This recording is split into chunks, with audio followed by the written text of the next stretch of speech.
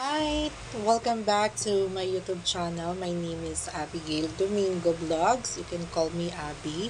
So for today's video, this will be another credit card serye. And kung interested pa kayo sa mga ibang credit cards, you can go to my playlist.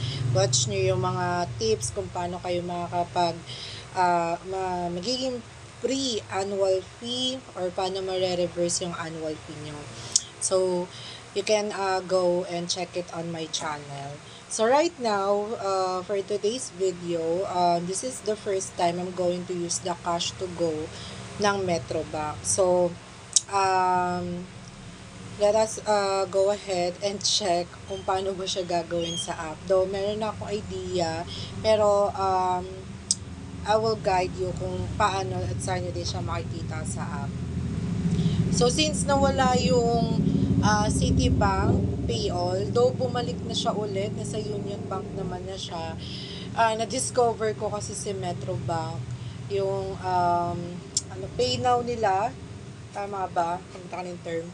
Which is instant nakukuha yung pera, which is mas maganda, mas madali, compare sa Citi Payall, which it will take 2 to 3 business days pa bago mag-post dun sa receiver sa pagpapadalhan ng pera. But dito sa Metrobank, instantly mo siya na-receive. So, lagi kong ginagamit yon. So, ngayon, ang gagamitin ko is yung cash to go kasi may nag-swipe sa akin ng appliances and sadly kasi nung time na yun, Metrobank lang yung dala ko.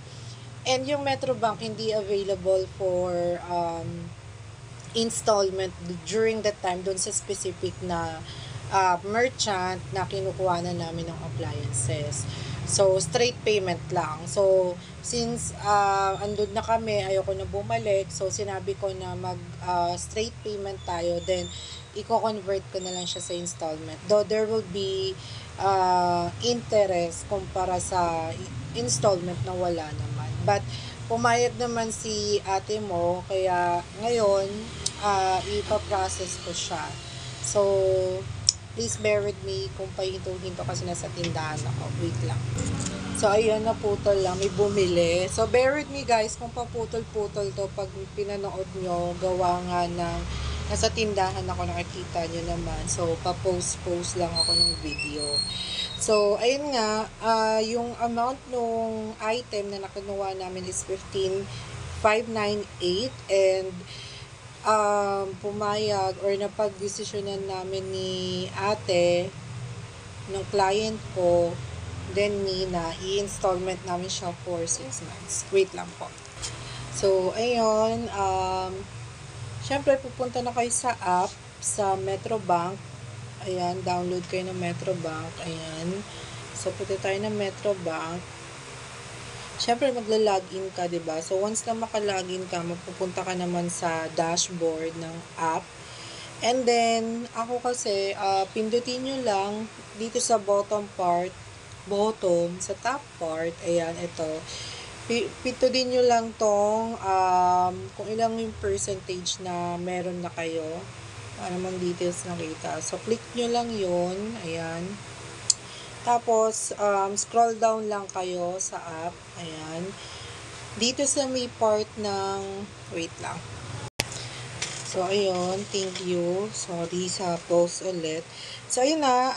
Scroll down lang kayo doon sa part na, dito, wait lang. Pinapindot ako. Ayan. Diba? Again, sa homepage, pindutin nyo lang yung top part. And then, scroll down lang kayo hanggang makarating kayo dito sa may card installment facilities. And then, makikita nyo na yung cash to go. So, ayan. Tapos, dun sa, sa Citibank, meron din Citi Paylite. May installment din sila. So, gamit na gamit ko din yon. Pero, diba, dahil nga nagkaroon ng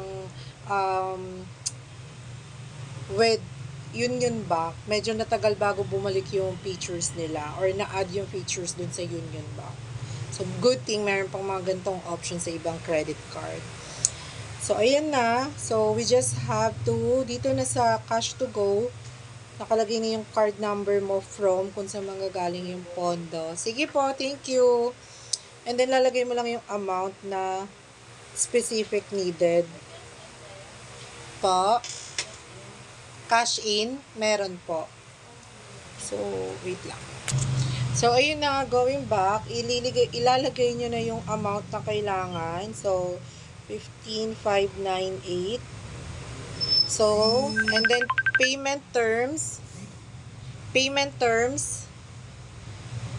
ilalagay nyo dito yung, dito na yung option nyo kung saan, tawag dito, kung ilang months yung gusto nyo. So, merong per month, kung gusto nyo for 36 months, that's the maximum amount na ibibigay nila. And then, merong 0.48 monthly add-on rate. And then, merong 24, 18 months, 12 months, 9 months, 6 months, down to 3 months. So, dito, we agreed on 6 months. So, that's why 6 months yung ilalagay namin. Ang monthly nun ay 2755.65 for 6 months. And then, i-confirm mo lang naman siya. Confirm. And then, select yung bank saan siya pupunta. So, merong other Metro Bank account. Meron din non-Metro Bank account. And then, ilalagay mo lang kung saang bank. So, marami namang option dito. So, I will choose GCash. Oh, that's the thing. There's no GCash here. So, dito natin sa enrolled accounts. Continue session. So, hindi pwede siya napipin. Hindi siya pwede sa mga mobile app or mga money transfer app. Kailangan bank account siya. So, select bank. Bank of the Philippines, Union Bank, China Bank, Development, HSBC, Metro Bank.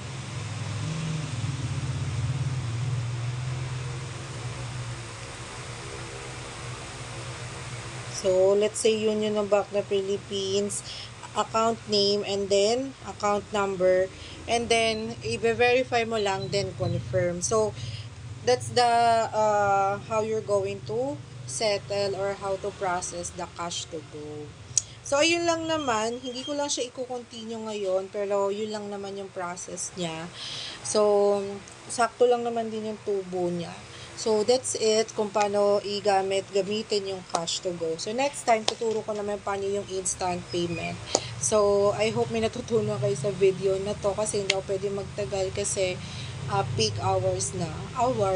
So, maya-maya sunod-sunod na yung bilis. So, paputol-putol lang tayo. So, ayun lang naman. Kung may question pa kayo, comment lang kayo. And don't forget to like and subscribe. Thank you for watching. Bye for now.